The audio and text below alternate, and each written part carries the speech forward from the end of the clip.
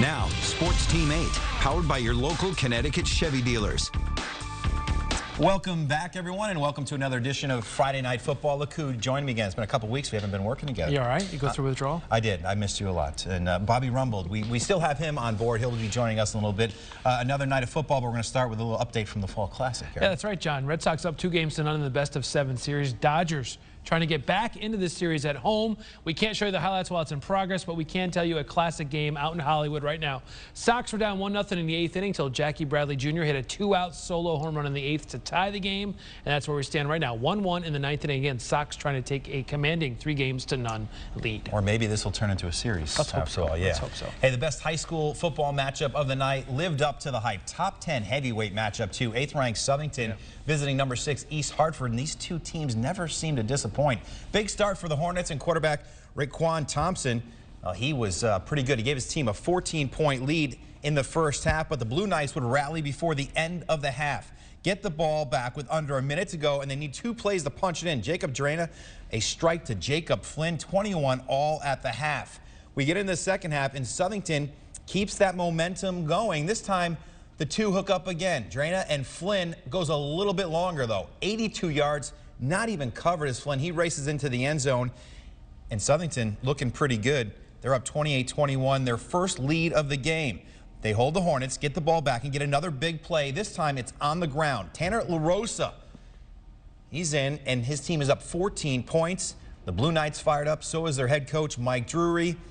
East Hartford, though, would make things interesting. Get within 8 on a Tompkins touchdown pass. And then looking for the tie, it's Matt Thompson with his second interception in the fourth quarter. Southington holds on to win 42-27. Southington improves to 7-0. First loss of the year for the Hornets.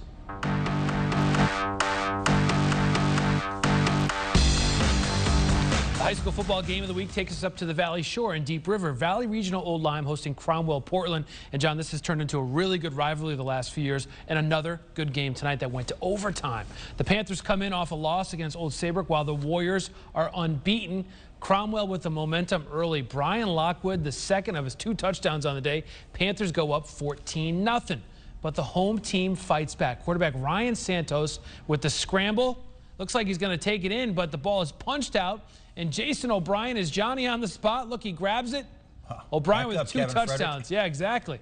Got a little nervous, I think, Kev. Warriors come back to tie it at 14-0. We go to overtime. Tied at 14. 3rd and goal. Bryce Carstetter calls his own number. Touchdown. 21-14. Cromwell. Last chance for Valley. Santos. The handoff to O'Brien. His pass falls incomplete as Cromwell Portland hands Valley Regional Old Lyme their first loss of the season, 21-14 in the final. Bob Rumbold with the stars of the game. Thank you, guys. We are with the quarterback who scored, Bryce Carstetter. That's right. And head coach Randall Bennett. Coach, your guys really hung in there. Man, they tested us tonight, and I'm just so happy for our guys, man. Their backs were against the wall in that second half, and they fought, man. They fought. What were you thinking? You talked to coach about the emotions going up and down. I've never gone through so many emotions in my life. I mean, in the beginning, it was our running backs were playing insane. Brian Lockwood, Devin Kittle couldn't be tackled. And then, we kind of fell a little bit in the second half, slowed down a little bit, but we knew what we had to do at the end. And we've been in that situation before this year in an overtime, and we had experience, which I thought was good for our team, and we were able to come out victors today. Talk about that final drive in there. It's insane. It's just the adrenaline we had was insane. We just knew we had to get it done. I mean, we got a penalty on first down. We replayed the down. We were able to get it right, all yards right back. And we knew we were going to score. We just didn't know when. Coach, congratulations on the upset of Valley. Way to go, fellas. Thank you very much. Appreciate you. Guys, back to you. Go. All right, who wants to welcome Bobby and his earmuffs to their town next week? Here are the choices. Ansonia at Woodland, Hand of Madison at Cheshire, Newtown at Brookfield. If you want it, go to WTNH.com. You can start voting right now. Poll closes Wednesday at 6 p.m. I'll tell you, the Berlin Redcoats are knocking on the door of the Game Time CT Top 10 poll, and, well, we might have to let them in this week. Joe Arsimowitz's guys visiting Tallinn tonight. The Eagles, they get the ball to start the game. This is the very first play of the game, and it looks like they're going to be in business on offense. A great pass and catch here by the Eagles. They couldn't do anything with it.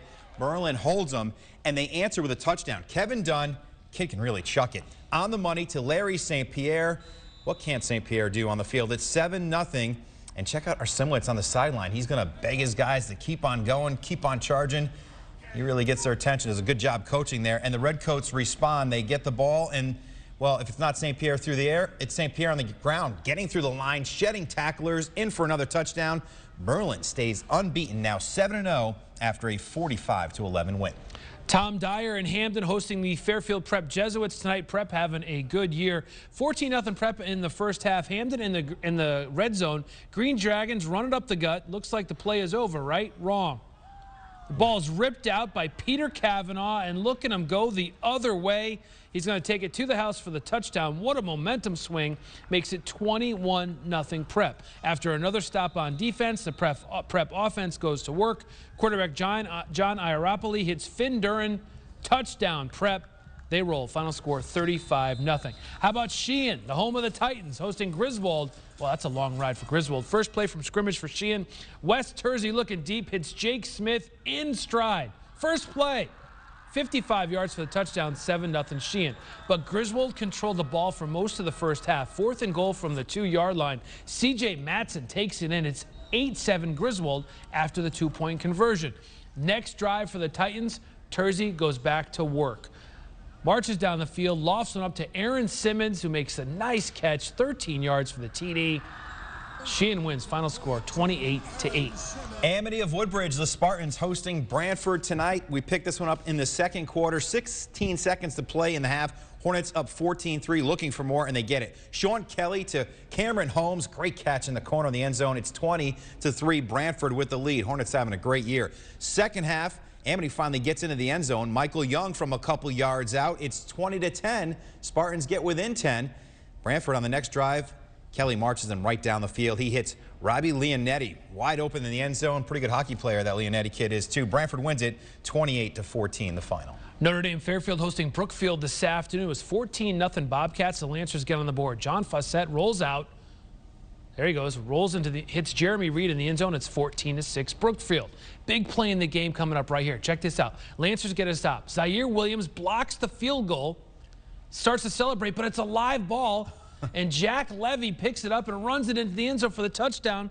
20-6 Bobcats. 4th and goal from the 10 for the Lancers. They run the old hook and lateral. Reed to Nehemiah Harris. Touchdown Notre Dame. Good game, but Brookfield goes on to win it 41-20. Wish we had more football highlights. They go so quick. Too fast. Time for a few minutes off for us. When we come back, Yale, Quinnipiac, UConn hockey. Talk about that. Plus, we have the story of the Hamden Youth football program having a big weekend on Sunday. We'll tell you all about that when we get back.